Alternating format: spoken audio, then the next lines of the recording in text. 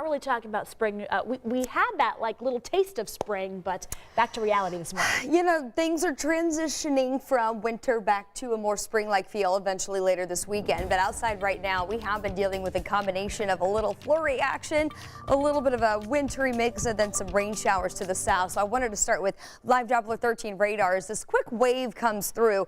On my way into the TV station here in downtown Indy this morning, I did notice some mixed precip. It did accumulate a little bit on paved surfaces, but it really wasn't very impactful. So you might see things like bridges and overpasses, any untreated surface being impacted by this light mix here from Winchester over to Mount Pleasant. Delaware County seeing a few flurries at this point.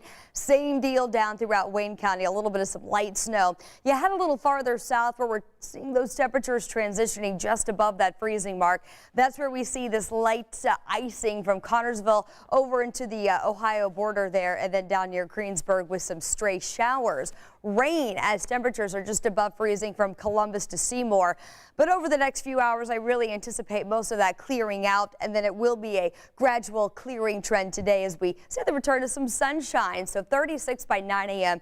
Most of us are hanging out right there near that freezing mark right now. We'll go 44 by 1 o'clock and eventually up to around 47 by 3 p.m. So here's how it all plays out between now and the mid-morning. That's when you'll notice that clearing, returning with that sunshine and highs today in the upper 40s. We'll call it 47 around the Indy Metro here by 6 p.m. Everyone else in the mid to upper 40s as well. Sky going to stay mostly clear this evening. We'll take you through the evening and overnight as temperatures fall back out of the 40s. Sunset today just after 6:30. 38 degrees by the 9 o'clock hour. Then eventually as we go through the overnight, we'll start the morning just above that freezing mark, and then it will be a nice warming trend for our Sunday. Looks like most of the day, especially the morning and into the afternoon, going to be dry.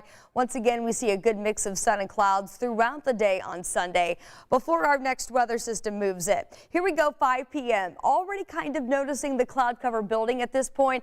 Clouds will continue to build throughout the evening. We're going to tap into this next weather system, bringing some scattered rain in.